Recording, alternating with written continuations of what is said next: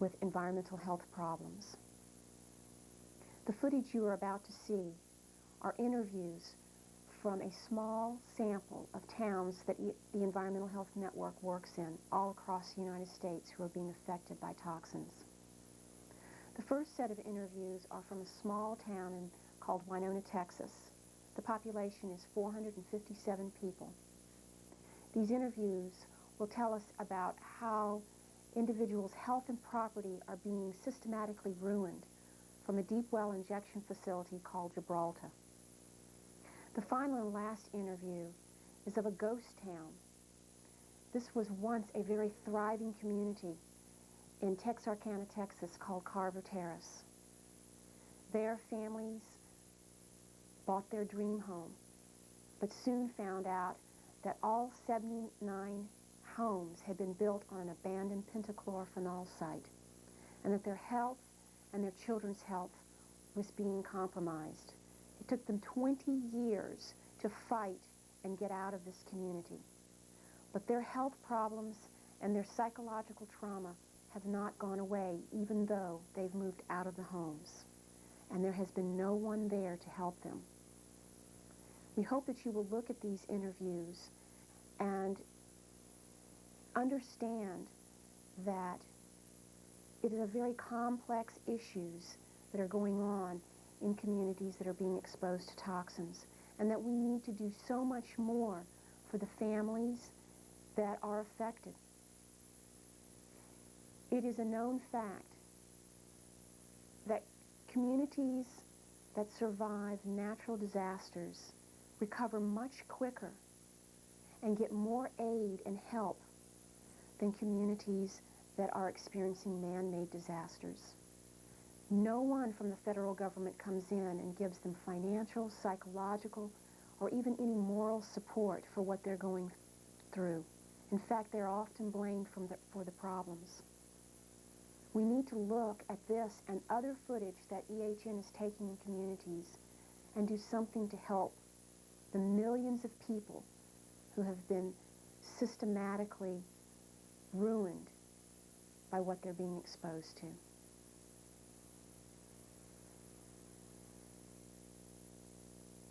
My name is Marion Stike. I live in Winona. Well, I did live in Winona, but my doctors have told me I could not live in my home anymore because of the poisonous fumes that come into my house from Gilbraltar. I moved into the house I lived in. I moved into that house in 1980, and that was before Gilbraltar had built their plant. And I intended to live there the rest of my life. It's a very old house. It was built in 1846, and it's an ideal grandmother's house, the place where you want your grandchildren to come and spend their summer vacation. I first started telling the people at Gilbraltar that they were hurting me and making me sick in 1983 when they were spewing out some things that caused me to have very bad stomach pain and diarrhea and headaches. And the first complaints are on file in Austin, Texas with the Texas Air Control Board. But I can't use my home at all anymore. We used to have wonderful parties on our porch. We have an L-shaped porch where you can put about 100 people, and we had rebuilt that porch with a lot of support underneath it so we could have family gatherings and things on the porch. And we can't, that's a total loss now. So you can't sell your home and you can't live in your home? No, we can't sell the house. The law in the state of Texas says that if you're selling real estate, you have to write into the property description the proximity of any toxic waste dump or any factory that's spewing out chemicals that might be harmful. And I could never get back the money I put into that place anyhow. We built a very large greenhouse there, and last summer in June and July, Gilbraltar spewed out a lot of stuff in it. We had roses blooming in the greenhouse, and all the petals on the flowers, on the blossoms, just turned gray and curled backwards. So we lost everything in the greenhouse last summer. All the plants were all destroyed. We had a chicken farm. We had 600 chickens, and in October the 18th, 1991, Gilbraltar had a big spill, and they had a lot of dioxin in that explosion, and all of our chickens quit laying eggs. And at that time, I had extreme swelling in my breast, and it was swollen even up in my armpits, and I started having secretions from my body, and my doctor told me that I had been exposed to something that had caused my hormones to be extremely active, which he thought was terribly unusual because I'm 67. At that time I was 65 years old. But I had a doctor examine my breast 4 days ago, and he told me I still have some problems left over from that. First of all, I have a plastic surgeon who removed some cancer from my nose in February, and at that time we thought I just had that one cluster of basal cell cancer on my nose, but when we got into surgery, he had a pathologist there who did biopsies, and they found that it was over my entire face and under my jawline. So he told me he said, I couldn't take off your whole face, so we just have to find some other way to get this, to remove this basal cell. So he sent me to a dermatological oncologist, Dr. Laura Sears in Las Colinas, and we started this treatment with Efudex. And she told me that because of the extent of the cancer, that I'd have to have the treatment continuous for 3 months. But at the end of 1 month, I went back, and she said that we weren't not going to be able to get all the cancer out in the 3 months, that we'd have to do it for 4 months. And it's so painful, and it's hard to sleep. But anyway, I just told her I couldn't do that 4 months without any sleep. But when they give me pain medicine, then I can't wake up and take care of my face. If I don't wake up and take care of my face about every 2.5 or 3 hours, then it blisters. It turns into big blisters. And then it's that much harder to try to get well. So I just have, because I can't sleep, I lose control of my emotions. And that's hard. But anyway, I went to a hematologist Friday, and he told me that this was the best treatment. I have a lot of blood problems. I have a lot of lead in my blood. We have it now down to 41 micrograms per milliliter. 41 micrograms of lead in 1 milliliter of blood. And my platelets are at 52,000, which is way high. And I have other heavy metals in my blood. Angry that anyone would not only disrupt my mother's life and her dreams, her chickens, and her garden, and her greenhouse, and her machinery, but she has so many gadgets you can't imagine. There's my stake in it, my future. I can't bring my grandchildren here. My mother has great grandchildren. They can't come here because we can't sleep in this house. So there are bigger losses than just the property.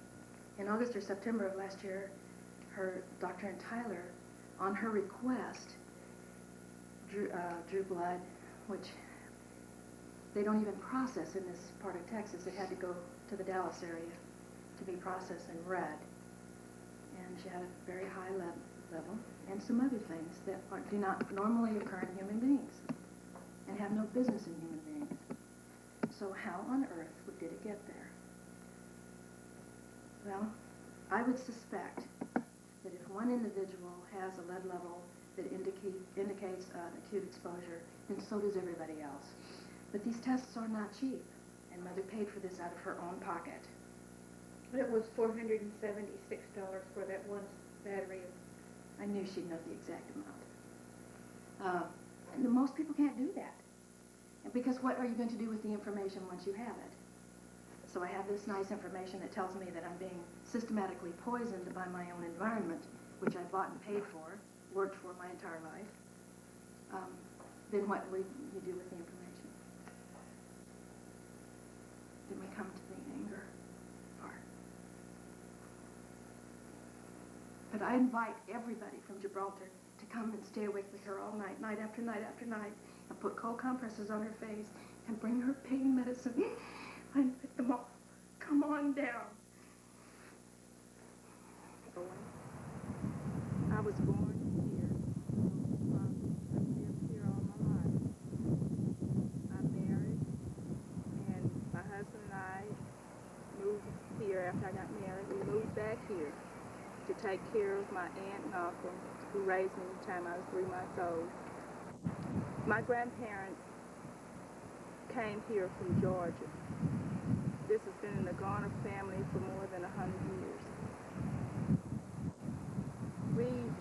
My husband and I, felt an obligation to our ancestors, to mine. I had a great love for this property, and we felt that no one else would, we would. And we've tried to hold on to it and live here and do just like our forefathers done, to try to make a living on the land. Just that have occurred in our family and our lives over the past 10 years have just totally wiped all of our dreams away. We dreamed of one day building a nice home and having our kids have their own land where they can pick up where we left off. But now our dreams are just gone because of Gibraltar. The way that Gibraltar has affected our land and our livelihood is odors. It's impossible to live, go to sleep at night and wake up with strong odors. Try to go outside and enjoy the cool air, the good smell. We don't have it anymore. We're totally terrified of even trying to grow our crops. This is what we've done. This is what my forefathers done. We grew our own food, our animals, our livestock, everything, our crops. This is how we survived. Well water has become very bad in the past 10 years. It got bad in '85 where we could no longer use it to drink. We started using it just sometimes, but we have had to do it because we've tried to get on water lines. No one would give it to us. And then it was just recently that we found out that it was not fit to drink. If you drink it, you would literally vomit just from the smell and the taste. Gibraltar has never, ever offered to help my family in any way for its restitution. For my opinion of them and the way they have operated their business, I do not mean a thing to them. This is something that meant so much to me. And now it's gone. There's no bringing it back. I don't care what they did. They can't pump this stuff back out of the land. They can't get it out. We're doomed. If I had to leave my land now, I have nowhere to go. I have no money to spend. If I had to evacuate now, I couldn't go anywhere. I couldn't get a motel room. I couldn't find anywhere to go. I would be out on the street, literally, because every penny that I have is tied up in this place. It's tied up. I have no, if it blew up and everything was gone, I would be totally broke if I lived through it. If I could say to Gibraltar, I would ask them point blank, why are you killing me? What have I done to you? Don't I have a right to clean air, clean water, my land? And if I had a choice to say to our government, how can honest, working, decent human beings who try to make a living on their land, pay their taxes, and try to keep going and stay off welfare lines, why do they let this happen to you? My name is Marty Williams. I've lived in this community for 10 years. I have 2 children, ages 7.5 and 5.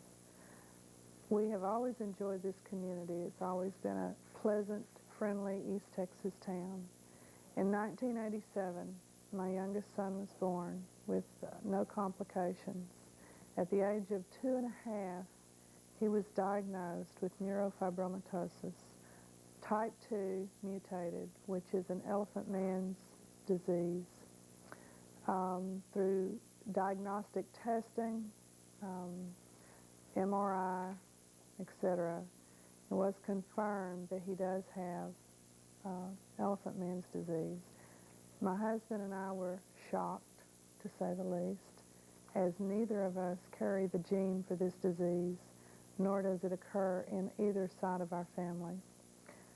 Genetic search was done, and the doctors told us that this was a mutated form of this disease. When a baby is forming in the mother's womb, the chromosomes, which are a portion of that formation, line up a certain way, and if the mother is exposed to alcohol, chemicals of any sort, any outside factor, then those genes and those chromosomes can be damaged. When they are damaged, then the child is damaged, and it depends on what chromosome receives the damage as to what degree of affliction the child has. I was alcohol-free and smoke-free during both of my pregnancies. My concern was rekindled in the spring of '92. While visiting with some neighbors, we discussed the fact that he had the chromosome damage and a genetic disease when neither my husband nor I carried the gene. And at that time, I became involved with Concerned Citizens of Winona and began to meet with them and began to hear different stories, and therefore I initiated my own research to see how many children in this neighborhood are damaged and what was the underlying factor, what one thing could have caused so much widespread problem. And therefore, I found that there were 4 babies in this community with chromosome damage and no genetic links. One of those babies did die this past fall and was buried. The mother was not even aware that there was a birth defect problem here in this community. So there were no autopsies done, and there was no scientific data gleaned off of this child, which could have been very helpful in determining why this baby was born with a genetic fault and some tumor activity.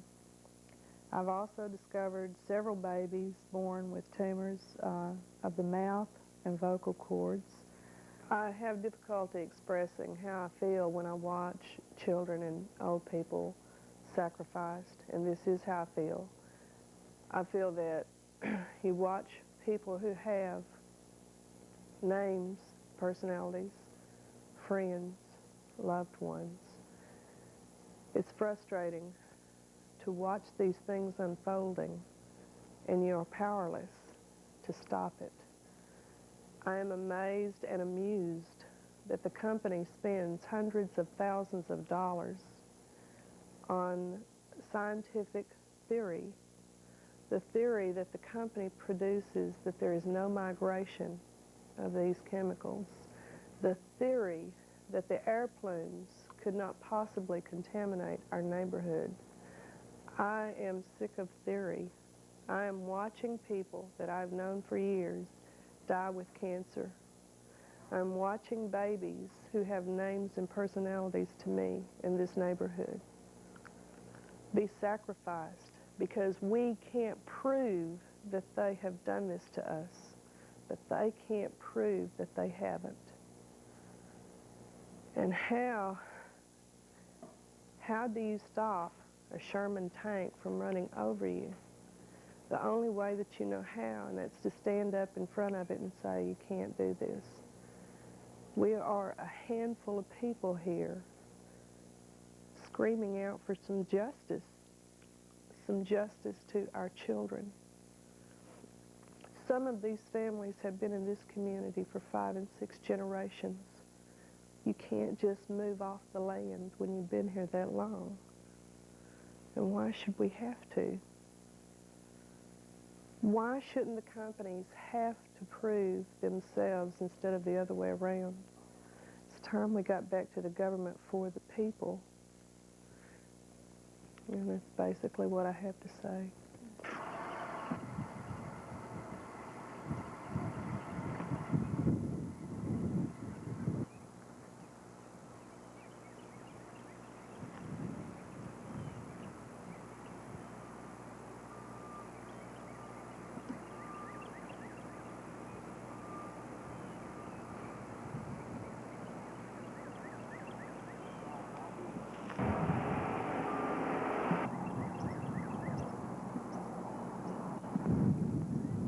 I'm Patsy Oliver, and what you see here is my neighborhood, Carver Terrace, where we used to live for almost 30 years.